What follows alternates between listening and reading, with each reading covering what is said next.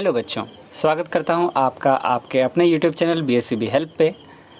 आज हम लोग आपके कल के लेसन को पूरा कर रहे हैं जिसका नाम है the unity of Indian culture.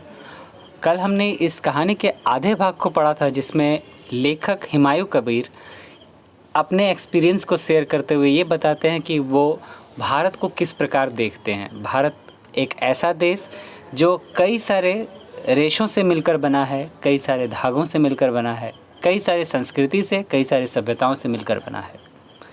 उनका यह विचार है भारत के विषय में। तो हमने जहाँ तक पढ़ा था हम उससे आगे बढ़ते हैं और अब हम आते हैं कहानी के इस भाग में जो कहानी का दूसरा भाग है। तो इससे पहले कि हम कहानी में आगे बढ़ें, अगर अभी तक आपने हमारे चैनल को सब्सक्राइब नहीं किया तो सब्सक्राइब अवश्य कीजिएगा। अपने दोस्तों के साथ इस चैनल के लिंक को ज़रूर शेयर कीजिएगा और वीडियो पसंद आए तो लाइक ज़रूर कीजिएगा। तो चलिए बिना देरी के हम शुरू करते हैं आज की अपनी वीडियो को। यहाँ आप देख सकते हैं इन्होंने कहा है कि on ground of this adjustment is found in the spirit of toleration. यहाँ पर कल हमने बात की थी एडजस्टमेंट की, मतलब समायोजन करने की। भारतीय के बारे में हमने ये पढ़ा था कि भारतीय लोग कहीं भी किसी भी परिस्थिति में समायोजित हो जाते हैं, किसी भी चीज़ को अपना लेते हैं, किसी भी रंग में ढल जाते हैं। तो यहाँ पर भी वही कहते हैं कि इस समायोजन के क्षेत्र में भारत में एक और चीज़ है, वो है सहनशीलता। भारत में सहनशीलता बहुत है, टॉलरेशन बहुत है। लोग सहनशील होते हैं और सहन करते हैं बहुत सारी चीज़ों को। That has characterized Indian history throughout the ages, live and let live, जो कि भारत का एक विशेष लक्षण, एक विशेष गुण रहा है कई सदियों से। और इस लक्षण के अनुसार ये कहा जाता है भारतीय संस्कृति में कि जियो और जीने दो, लिव एंड लेट लिव। ये भारतीय संस्कृति की एक पहचान है कि जियो और जीने दो, मतलब कि किसी से बैर नहीं रखना है और खुद भी जीना है, दूसरों को भी साथ लेकर चलना है, उसे भी अपने साथ जीवित रखना है। Has been the policy of the Indians in all sphere of life, और जीवन के हर काल में ये भारतीयों की संस्कृति रही है। ठीक है, ये भारत का जो है एक नीति रहा है कि वो लोगों के साथ ऐसा ही व्यवहार रखते हैं कि उन्हें भी जीने देना चाहिए और खुद भी जीना चाहिए, किसी से भी कोई भी दुश्मनी नहीं रखनी चाहिए। Sometimes this has been carried so far that contrary, if not contradictory, attitudes have been allowed to survive simultaneously। यहाँ पर कहते हैं कि कभी कभी ऐसा भी होता है कि इसमें विरोधाभास होता है, इसमें जो है लोगों में मनमुटाव भी होता है, लेकिन इसके बावजूद वो जो है परस्पर जीवित रहते हैं, वो परस्पर जो है एक दूसरे का साथ देते हैं। ये होता है भारत में। Toleration had led to the sufferance. कहते हैं कि ये सहनशीलता जो है कभी कभी बोलते हैं ना, हद से ज़्यादा बर्दाश्त करना भी जो है ये गलत होता है। मतलब आवाज़ उठाना ज़रूरी होता है। आप किसी चीज़ को बर्दाश्त करते चले जाएं और कोई आपके ऊपर जुल्म करता चला जाए तो ये भी गलत है। तो यही कह रहे हैं कि सहनशीलता जो है वो भी आपको जो है पीड़ित कर सकती है, सफरेंस की तरफ ले जा सकती है। Of civil and even difference to the value of life, और ये जीवन के मौलिक गुणों के ऊपर जो है प्रहार कर सकती है। अगर आप किसी चीज़ को सहन कर लेते हैं तो कहा जाता है कि हर चीज़ सहन करने योग्य नहीं होती है, मतलब आप अपने स्वाभिमान से समझौता कर लेते हैं। ठीक है, जो कि ये सही नहीं है। हर बार शांत नहीं रहा जाता, कभी कभी आवाज़ भी उठाई जाती है। This however is the worst the defect of A virtue, और ये हमारा एक अवगुण कहें कि हमारे अंदर ये अवगुण है कि हम इस चीज़ को जानते हुए भी कि सहनशीलता हमें पीड़ित करेगी, हम सहन करके अपने आप को पीड़ा में रखेंगे, ये जानने के बाद भी जो है हम सहनशील हैं। ठीक है, हम उस पीड़ा को भी सहने को तैयार हो जाते हैं। हम भारतीय ऐसे ही हैं कि हम सहनशील हैं। Such toleration is perhaps preferable to the fanatic devotion which leads to the denial and persecution of all the values, but it's own। यहाँ कहा जाता है कि कभी कभी ऐसे जो सहनशीलता का जो विचार है, इसे हम धर्म से जोड़कर देख लेते हैं कि अगर हम किसी भी चीज़ को सही से सह लेते हैं, बर्दाश्त कर लेते हैं, तो ये कहा जाता है कि हमारा भविष्य, हमारा धार्मिक रीति अच्छा रहेगा। हम धर्म से इसको जोड़ करके देखने लग जाते हैं, जबकि ऐसा कुछ बात नहीं है, ये धर्म से जुड़ा हुआ नहीं है, ये हमारे अपने स्वाभिमान की बात होती है। लेकिन हम इसको धर्म से जोड़ लेते हैं और अपनी नीतियों से, अपने मौलिक गुणों से जो है इसे जोड़ कर देखते हैं कि हमारे अंदर ये मौलिकता है, हमारे अंदर ये नागरिकता है कि हम बर्दाश्त करना जानते हैं। ये भारतीयों में कमी है कि हम इतने सहनशील हैं कि खुद को भी कष्ट में रखकर काम करते हैं।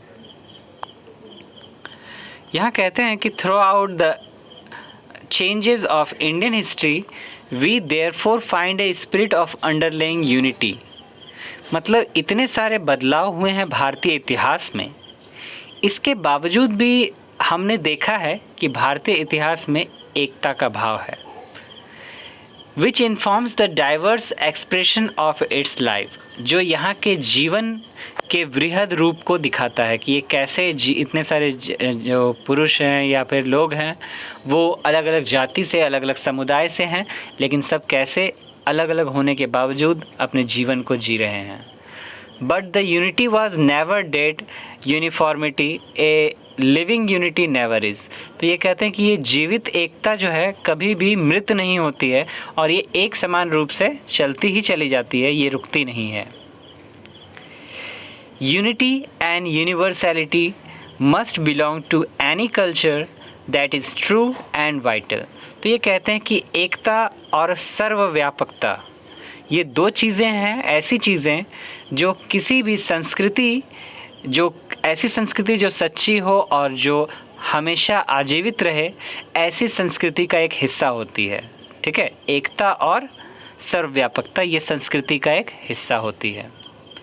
Now culture is a concept which can not be simply और यूनिटैरिली डिफाइंड। तो अब यहाँ पर जो संस्कृति की बात कर रहे हैं, संस्कृति एक विचारधारा है जो कि ऐसे ही हम उसको बयान नहीं कर सकते कि आखिर कल्चर है क्या, हम ऐसे ही उसके बारे में नहीं कह सकते। ये बहुत गहराई में चला जाता है। भारत, खासकर भारत के संदर्भ में कल्चर का अर्थ बहुत ही गहराई में होता है। There is no single character or mark which can be regarded as the essence or distinctive feature of a culture। तो यहाँ पर ऐसा कोई एक चीज़ नहीं है, मतलब हमारी कल्चर में बहुत सारी चीज़ें, अनगिनत चीज़ें हैं, तो कोई एक चीज़ ऐसा नहीं है कि हम बोल दें कि हाँ यही चीज़ मेरा कल्चर है। ठीक है, हम एक चीज़ को नहीं कह सकते। यहाँ पर ऐसी कई सारे गुण हैं, बहुत सारी रीतियाँ हैं, बहुत सारे गुण हैं, बहुत सारी सभ्यताएँ हैं जो हमारे कल्चर को, हमारी संस्कृति को दुनिया के सामने प्रस्तुत करती है। और कहते हैं ना कि दुनिया में सबसे बेहतर अगर कहीं की संस्कृति है तो वो भारत की है। विदेश से जो लोग आते हैं वो भी भारत के बारे में ऐसा ही विचार रखते हैं। ठीक है, it is always a complex of many strands of varying importance and vitality. कहते हैं कि ये कई सारे धागों का मिश्रण है, कई सारी चीज़ों का मिश्रण है, कई सारे जटिल चीज़ों का मिश्रण है, जो कि हर एक चीज़ एक दूसरे से अलग है और हर एक चीज़ अपना एक विशेष महत्व रखती है। मतलब भारत में जितनी भी चीज़ें जो एक साथ मिलजुल कर रहती हैं, वो सारी की सारी चीज़ें एक दूसरे से भिन्न भी हैं, लेकिन हर एक का अपना महत्व भी है। और ये महत्वपूर्ण जो चीज़ें हैं ये आपस में मिल कर के भारत में रहती हैं।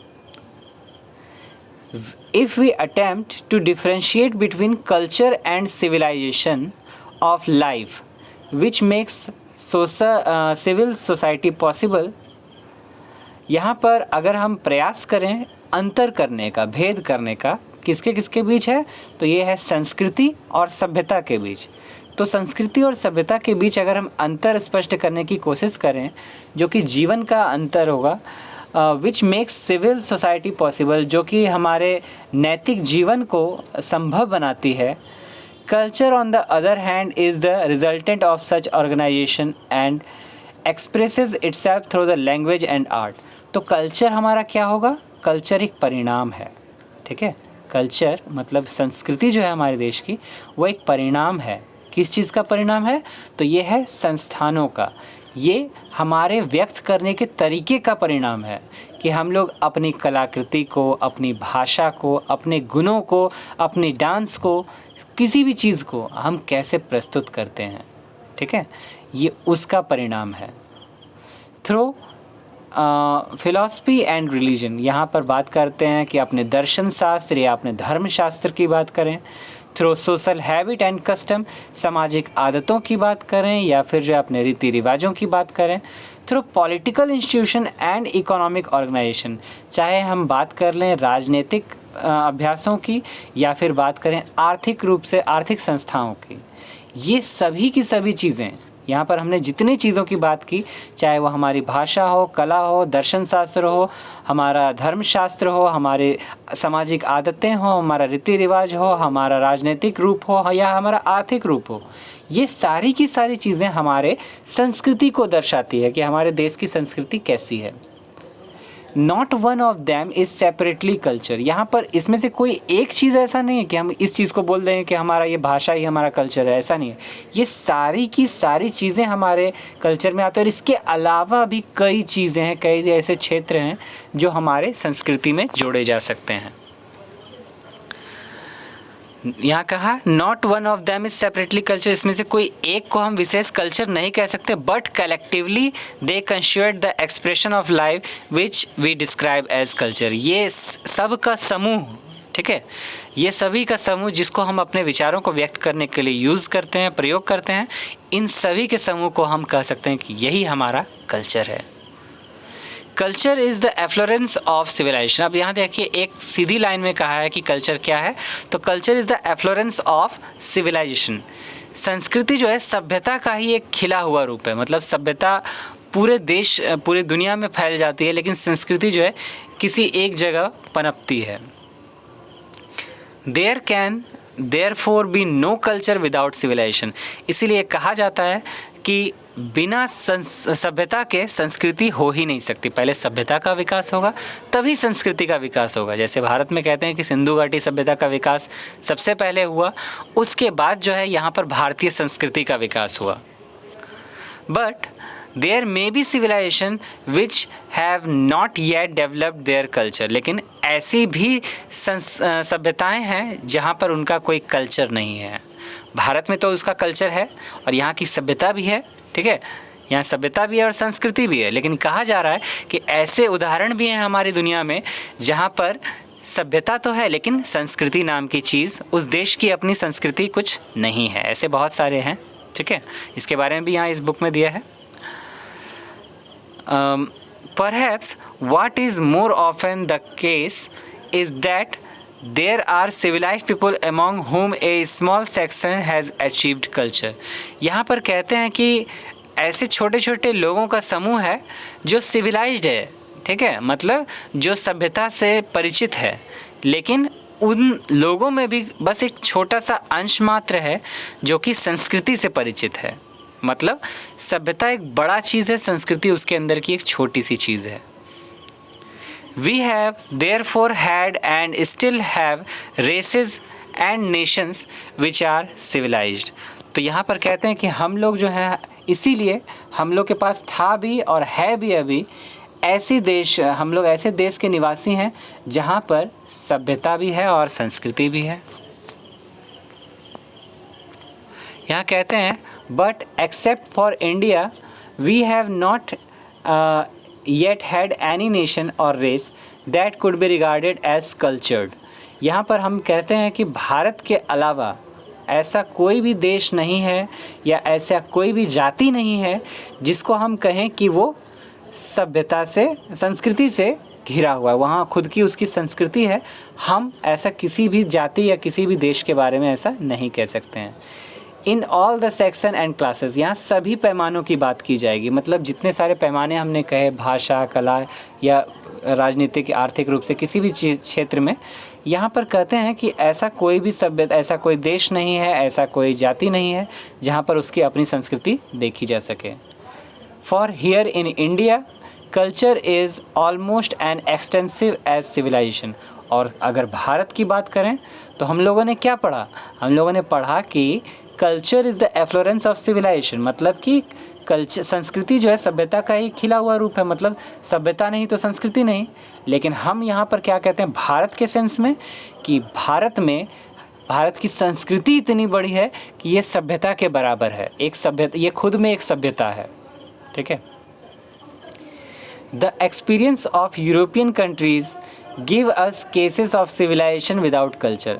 अब यहाँ पर कहते हैं यूरोपीय देशों की बात, जहाँ पर हम देखते हैं कि वहाँ संस्कृति तो है, सभ्यता तो है लेकिन संस्कृति नहीं है।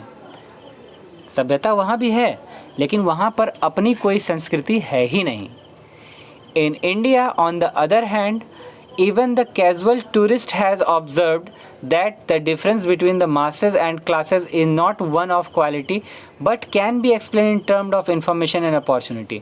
और भारत के सेंस में क्या है कि यहाँ पर अगर कोई मान लीजिए विदेश से कोई यात्री भी आता है हमारे देश में, तो वो भी एक जगह से दूसरी जगह जाता है तो वहाँ पर अलग अलग लोगों में अलग अलग चीज़ें देखता है और वो आराम से भेद कर सकता है, अंतर कर सकता है, बता सकता है कि ये कैसा लोग है, ये कैसा लोग है, ये किस संस्कृति को फॉलो कर रहा है, ये किस संस्कृति को फॉलो कर रहा है। मतलब दोनों में ये साफ अंतर बता सकते हैं। इतनी बृहद है भारत की संस्कृति। ठीक है। ये भारत की संस्कृति के बारे में कोई विदेशी आम नागरिक जो है, वो जो टहलते हुए आ रहा है भारत में घूमने के लिए, वो भी भारत की संस्कृति के बारे में इतना डिटेल से बता सकता है, जो कि दूसरे देश में है ही नहीं, संभव नहीं है। It is often otherwise in Europe, Europe में शायद ही है। ठीक है, ऐसा कुछ। There the difference in quality between the masses and the classes is at times so great that it has shaken the faith of most fervent of democrats। यहाँ पर कहते हैं कि यहाँ पर जो जनसमूह है और जो जातियाँ हैं, उनका जो अंतर है वो इतना ज़्यादा बड़ा भी नहीं है और दोनों में जो प्रभाव है ये इतना विशाल है कि इसने जो है बड़े बड़े जो क्या बोलते हैं राजनीतिक जो लोग हैं, डेमोक्रेट्स हैं, मतलब आप कह सकते हैं प्रजातांत्रिक जो लोग हैं, उनके विश्वास को भी हिला दिया है कि भारत इतना बड़ा होकर के कैसे सभी चीज़ों को एक में संभाल सकता है। और हम जानते हैं कि यही भारत का गुण है कि ये सभी चीज़ों को अपने में संभाले हुए है। The remarkable phenomena can be explained only in terms of the unity and continuity of Indian culture. तो इतना विशेष गुण को हम बस एक ही बात कर सकते हैं कि ये जो भारत की एकता है और अखंडता है, यही भारत को विशेष बनाती है। Unity is in one sense the common characteristics of all culture. तो अगर हम एकता की बात करें तो ये सभी संस्कृतियों का एकमात्र लक्षण होगा, मतलब सभी संस्कृतियों में ये लक्षण तो होगा ही कि उनमें एकता हो, है ना। What especially distinguishes the culture of India is its unbroken continuity। और भारत को दूसरे देशों की संस्कृति से अलग करने वाला जो एकमात्र गुण है वो है इसकी अखंडता। ठीक है, एकता तो हर जगह है लेकिन अखंडता, एकता में भी अखंडता, मतलब कि हम एक दूसरे से टूटते नहीं हैं, एक दूसरे के साथ जुड़कर मिलकर रहते हैं। Here there have been no violent or sudden breaks but on the contrary a steady growth and extension of culture which has gradually permeated every class and section of society। यहाँ पर कहते हैं कि कोई भी हिंसा नहीं है, कोई भी आपस में होने वाला झगड़ा नहीं है, बल्कि इसके विपरीत जो है यहाँ पर एक समान विकास है। ठीक है, और साथ ही साथ विस्तार भी है हमारी संस्कृति का, जो लगातार जो है हर जाति को और हर वर्ग को वृहद करने पर लगा हुआ है, हमारे समाज का विकास करने में लगा हुआ है। ठीक है, ये जो हमारा अखंडता और एकता है ये हमारा ही विकास करता है, हमारे देश का ही विकास करता है और हमारे देश के नाम को दुनिया में लोगों के बीच और भी प्रसिद्ध करता है। तो हमारा ये कर्तव्य बनता है कि हम अपने देश की एकता और अखंडता को बरकरार रखें और इसके लिए हर संभव प्रयास करें। जो भारत की संस्कृति है, जो भारत की सभ्यता है, जो कई वर्षों से, कई हज़ारों वर्षों से चली आ रही है, और यहाँ पर जो मूल रूप है भारत की संस्कृति का वो क्या है, जियो और जीने दो। तो इस विचारधारा को लेकर हम चलते रहें और हम जो है किसी से बैर ना रखें, किसी से जो दुश्मनी ना रखें, सबका विकास हो, सबका साथ सबका विकास हो और इस तरह से हम जो है अपने देश का नाम ऊंचा करते रहें। तो इन सभी बातों को ध्यान रखेंगे। और हुमायूं कबीर की द्वारा कही गई ये कहानी यहीं समाप्त होती है। ये उनका एक छोटा सा लेक्चर था जो उन्होंने बड़ौदा यूनिवर्सिटी में दिया था, और ये उसका मात्र एक छोटा सा अंश था। तो उन्होंने भारत के बारे में इतना विस्तार से बताया है कि भारत कैसा देश है, क्या करता है, कैसे है, और ये दूसरे देशों से क्यों अलग है, यहाँ की सभ्यता संस्कृति कैसी है, ये सब उन्होंने बताया। तो आज की वीडियो में हम इतना ही करते हैं। कल इस वीडियो पर हम आगे बढ़ेंगे और हम लोग लेकर आएंगे इसके शॉर्ट क्वेश्चन आंसर को। मैं प्रयास करूँगा कल वीडियो भी अपने नियत समय पर आ जाए, आप लोगों को वीडियो मिले, और आप लोग जुड़े रहें इस चैनल से अपने इंग्लिश के सॉल्यूशंस के लिए। हम इस पर काम कर रहे हैं और लगातार हम विकास भी कर रहे हैं। तो आपसे ये भी निवेदन है कि आप इस चैनल के लिंक को अपने दोस्तों के साथ अधिक से अधिक शेयर करें, ताकि हमारा चैनल और हम सब एक साथ आगे बढ़ सकें। साथ ही साथ अगर आपने अभी तक इस चैनल को सब्सक्राइब नहीं किया तो सब्सक्राइब अवश्य कीजिए। वीडियो पसंद आए तो लाइक ज़रूर कीजिए, और सहयोग के लिए अधिक से अधिक चैनल के लिंक को फैलाएँ। हो सके तो आप अपने व्हाट्सएप स्टेटस पर इसे लगाएं, हो सके तो आप अपने फ्रेंड्स को इसका लिंक शेयर करें और उन्हें सब्सक्राइब करने को कहें, ताकि हम जल्द से जल्द अपने टारगेट को पूरा करें और हम ऑनलाइन क्लास कर सकें इस पर। मैं खुद सामने आकर आपको कई विशेष चीज़ें, कई इंपॉर्टेंट क्वेश्चंस बताऊंगा, और जैसे ही इंग्लिश का सिलेबस पूरा कर लेते हैं मैं कोशिश करूंगा कि आपके अन्य विषयों के जो महत्वपूर्ण प्रश्न हैं उनको भी लेकर आपके सामने आऊं, ताकि आप लोगों को जो इम्पॉर्टेंट क्वेश्चंस हैं वो भी मिल जाएं। तो इसके लिए आप इस चैनल पर जुड़े रहें। तब तक के लिए आप अपना ख्याल रखें। धन्यवाद।